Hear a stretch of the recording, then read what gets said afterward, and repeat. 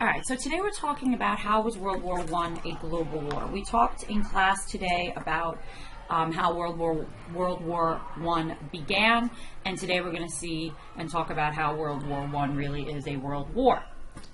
So if we look at the first question, how did the age of imperialism allow this war to become global? Now, if you remember from the video I did on the alliances, I talked about mania, militarism, alliances, nationalism, imperialism, and assassination. So imperialism was a really big part of the causes of World War I. In particular, imperialism was a big part in regards to leading up to or helping to create the nationalism that led to World War I.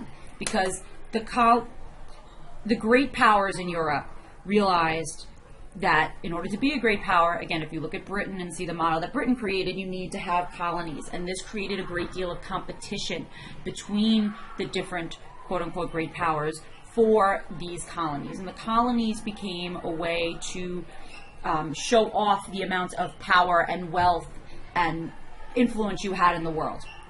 And it was a huge point of national pride. And so that's why you could say imperialism and nationalism are kind of linked together as well. If we look at this map here, we can see this is imperialism in the modern world in 1900. So we can see just who are the lands that have massive colonies. The lighter green color is Britain, so they're controlling large portions of Africa, India, Pakistan, Australia. They have the widest spread. Canada still at this point is part of Great Britain, so the widest spread empire. Of course, Belgium has the Congo, and then you look at France. France has large portions of Africa, West Africa, most of it, of course, is the Sahara Desert, but this competition is going to play out in World War I, and those are the reasons why World War I really is a world war, because the Europeans are going to then look for the colonies for supplies. So India is going to be pivotal in the role in World War I for the Europeans because of the ability to provide them with troops and the ability to provide them with supplies.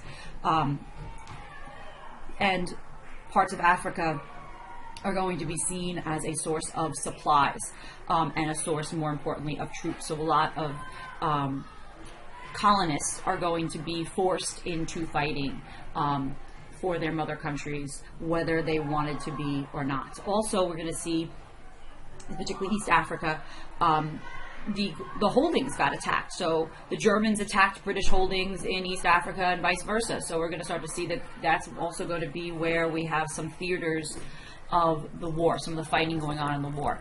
So the question here is, how are the Asian powers involved in the war? So in August of 1914, the Ottoman Empire is going to join on the side of Germany. So they are going to be a large player in the war. Like I said before, as far as India, here you can see the sepoy troops marching through Britain. The sepoys were the policemen of the British Empire. They really helped the British to continue to control their empire, and they are going to be very important in World War I as well. So if we look at this is the table showing the number of Indians serving in all areas of the war. And when you look at the numbers, and this is broken up between combatants and non-combatants, but you're still 943,000 people. You're still looking at a number close to 1 million people who went and either fought in the war or helped to support the war effort in some major way. So that's going to be a huge player in the war. If we see this is a memorial to the people, to the Indian soldiers who died fighting in World War I. In addition, China and Japan are going to get involved in World War I. Japan in this war is actually going to be on the side of the British and the French, even though in World War II they're on the side of the Germans. As a result of Japan being on the side of the British and the French, that allowed them to seize what few German holdings they did have in Asia. Because if you look at this map, you could see where it says, hold on, let me get my pen. You could see here, it says all German islands seized by Australians and Japanese fleets. Germans are going to capture New Guinea. China declares war August 14th. 1917 has 1 million laborers. This area is going to be captured by the Japanese. Japan gets involved in the war in 1914. You see there, Japan declares war August 23rd, 1914. Australia is providing 400,000 men to fight in the war. They were fighting, obviously, on the side of the British and the French. So New Zealand also, and this is actually a large point of pride for the Australians and the New Zealanders that they fought in these wars. But so we see there was a lot of fighting in Asia in World War I, just on the periphery because of who controlled them. Here we can see Japanese fighters in World War I. Even though this question is asking about Asia, I want us also to talk a little bit about what's going on in the Middle East. So if we look at this map here, this in green is the limits of the Ottoman Empire in 1800, and then the shrinking of the Ottoman Empire to what's just left in green in 1917. 1914. I mentioned this in class, that the British incited the Arab princes to revolt against the Ottomans. So essentially the British said to the Arabs, look, you fight against the Ottomans being Turkish, you being Arab. And we know in the Ottoman Empire there is an upsurge of Turkish nationalism, which made some of the Arabs very nervous. So the deal was, you fight with us, you help us, and we will give you your own state at the end. Now, of course, we also know they didn't do that, but that was promised to the Arabs. So they fought and they helped to undermine the Ottoman Empire from within during the course of the empire, during the course of the war. In addition, Egypt is going to be pivotal in World War I, and particularly because of this. Oh, I didn't mean to move that. Sorry. In particular, because of the Suez Canal.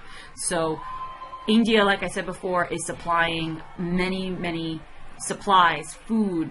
This is also when we start to see some limited manufacturing beginning in India, because the British need to make sure that they can get supplies, so they start moving some manufacturing to India as a result. So the Suez Canal is going to be really important to the British so that they can get their goods and their troops from India as quickly as possible. And as a result, the Suez Canal is going to be a major point of strategic importance. So there is going to be a theater of the war fought in North Africa, in particular around the Suez Canal, because the Germans know the importance of the Suez Canal to the British. Here you could see Muslim fighters pausing to pray in the middle of battle. Here you can see Arab fighters. This you could see is some of the fighting that was going on,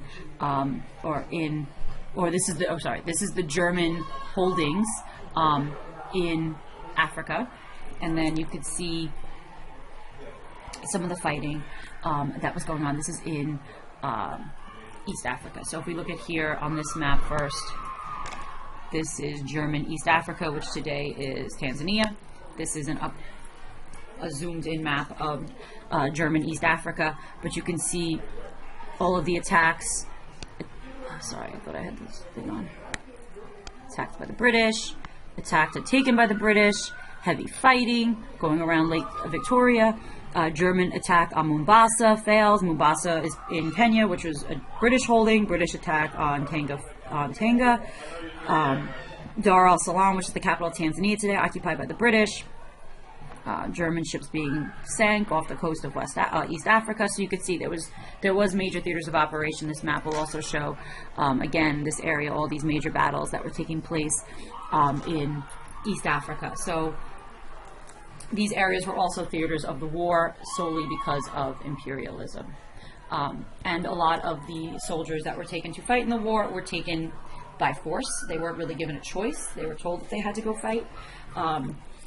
And especially because as the war goes on, the war in Europe is based on trench warfare. Basically, because they're fighting on large open battlefields that are flat land, they had to dig down into trenches to be able to protect the people.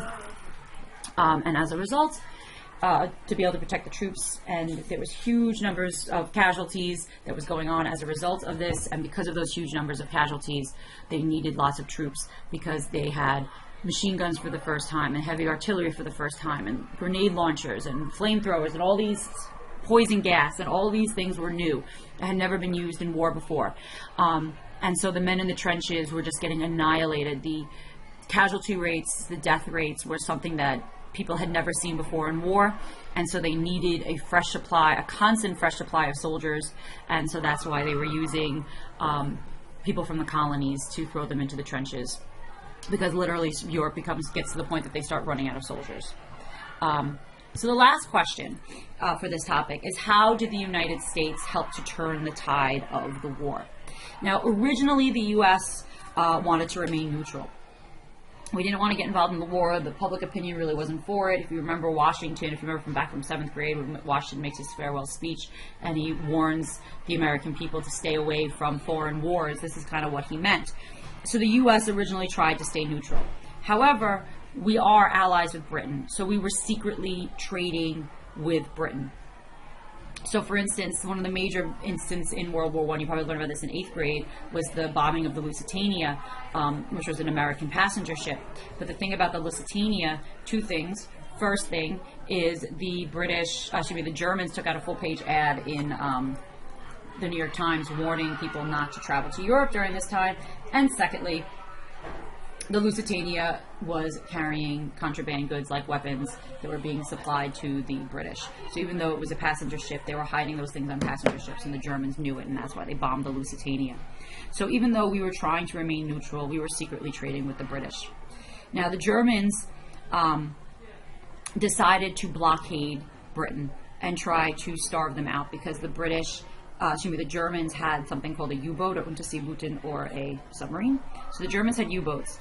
They were the first ones to have U-boats, and this was before we have sonar, so you really couldn't detect the U-boats. So this was a very effective method in creating blockades around Britain. So they were trying to starve the British out. They decided, though, to suspend this tactic in September of 1915 because they didn't want to bring the U.S. in the war. They knew that if they were just systematically, completely blockading Britain and not letting any food in or out or any people in or out, they knew that this was going to, quote-unquote, wake the sleeping giant, which is how the Germans referred to the U.S., and the U.S. did not want to get, the Germans did not want the U.S. to get involved in the war. So they decided to suspend this unrestricted submarine warfare, which means just, not letting any ships in or out of Britain, in 1915. However, as the war was going on and the war was really dragging on and going badly for both sides, because basically the whole war is like a tie, essentially. They're not making any headway. Germany makes the decision to resume the tactic. They figured, okay, we can restart the submarine warfare. Britain would have about 6 weeks left of food. We'd be able to starve them out really fast, and this would be able to bring a definitive end to the war. They said yes. They figured to themselves, yes, this is going to bring the U.S. involved into the war, but they figured we would have to raise a draft, we would have to train our troops, we would have to get the troops across the Atlantic. They figured it would take about a year for us to really begin to mobilize, and so they figured in that year that would give them enough time to ultimately defeat Britain. So January 17th, 1917, they decide to restart the unrestricted submarine warfare. And as a result, the U.S. is going to enter into the war on April 6th, 1917. Now, one of the things that kind of led to this, or led to the U.S. people having, turning the tide as far as public opinion, is something called the Zimmermann telegram.